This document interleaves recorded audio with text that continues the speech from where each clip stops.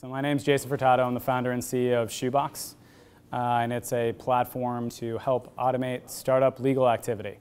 So hopefully, as you guys grow your companies, you'll have lots of that. So today I'll share a little bit about my background, my story, how I started Shoobox and what Shoobx is about, and also hopefully answer your questions as you guys think about incorporating and getting your companies off the ground.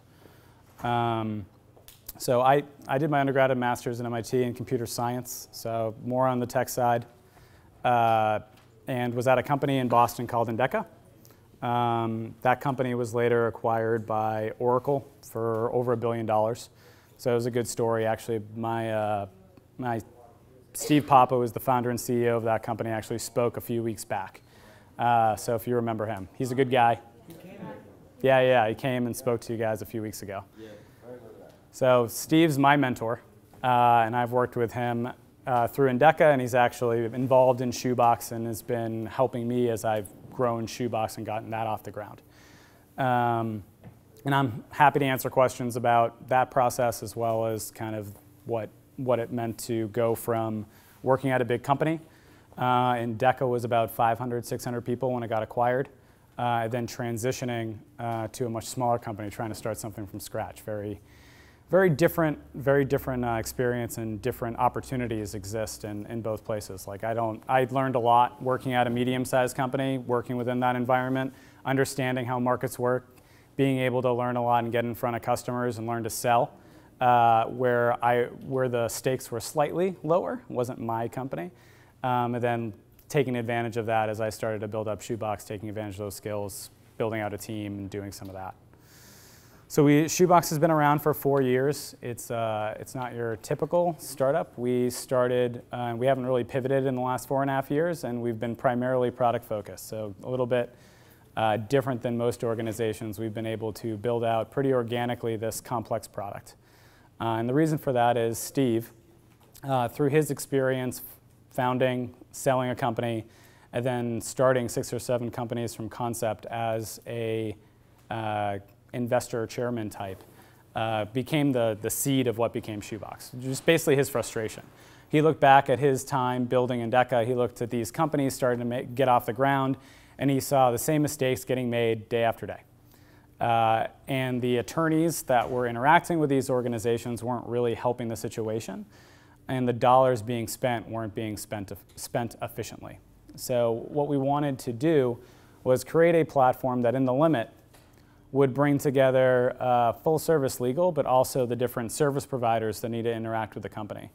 If you think about your organization as you start to get off the ground, in the traditional sense, you pay an attorney, the attorney generates the documents for you, send them out, collect signatures, and maybe at the end of the day you learn something about that particular piece of information that you can apply the next time one of these events comes up, whether it's granting equity to an employee or hiring a consultant or whatever that case might be. For the most part, you're paying a service provider to put that together for you, and if you have no context on what's going on, it's pretty hard for that to be done efficiently. So what Shoobx tries to do is put together workflows that walk you through step by step what you need to do to get a particular action done, and at the end of that action, store all the docs in a central place so you don't have to worry about the organization afterwards. And I'll give you a little demo of what that looks like later. One of the characteristics of a modern company from my perspective, and when I talk about Shoobx, you can replace it with other platforms that are trying to do the same thing, help companies be more efficient and leverage technology. But what we've really focused on is how do we bring all the stakeholders that will interact with your company, whether it's your lawyer, the entrepreneurs themselves, your investors, board members, how do they really work together in a single environment? So you're not sending around 15 emails trying to get one thing done. And the way that most of these interactions work today, there's a lot of hand-holding. So someone's calling the investor, asking them to go sign a document either by hand or through a platform like DocuSign.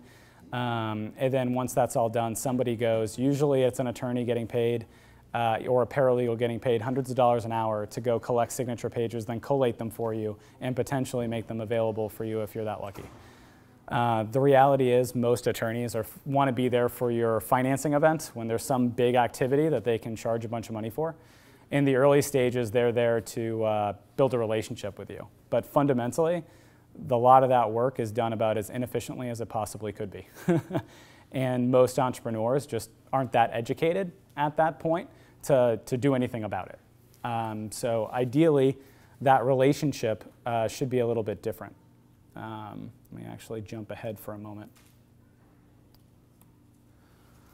Your relationship with legal counsel as you actually get going and start thinking about your company, you want your relationship to be that of a partner. You want to find somebody that you can trust, that you can talk to, that you can work with, because at the end of the day, they're in your corner. You're paying them to be in your corner.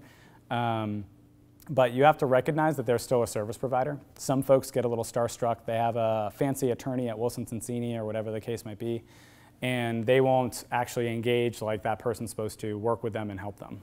If you want to find somebody that you can talk to, that you feel comfortable asking questions, that you don't feel like they're going to charge you an arm and a leg every time you have to pick up the phone.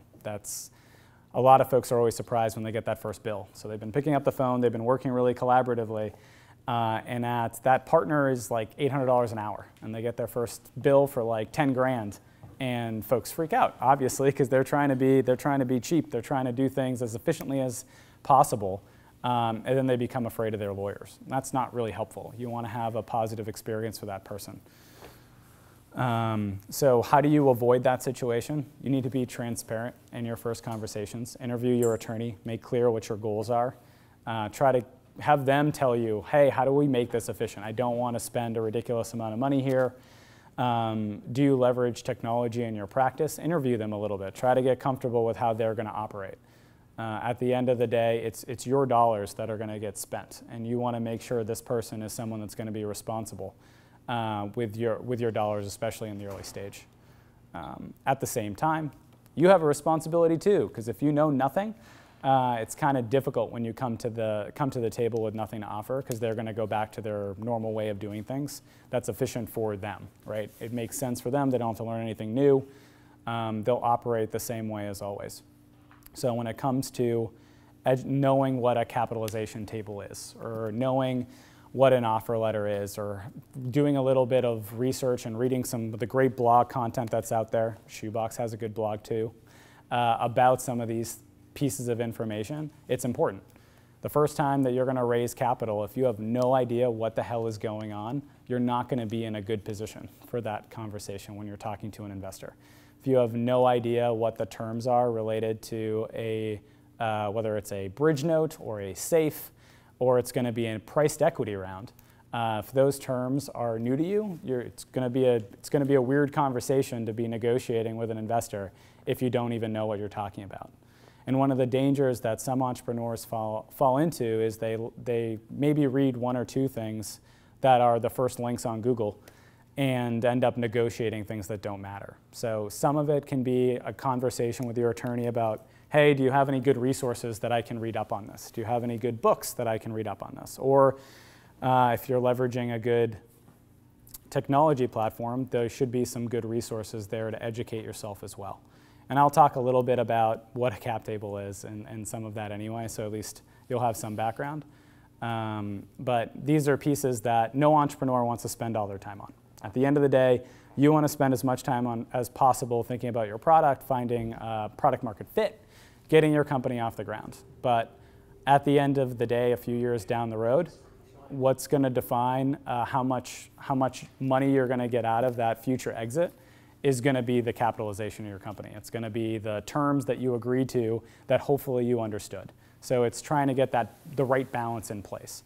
Treating legal complexity like a black box that you don't even want to be involved with at all, that you just push to the side, is probably not the right answer. Trying to be super creative and engineer your own financial structure that is unique to you, also probably not the best use of your time either. So it's important to find that balance.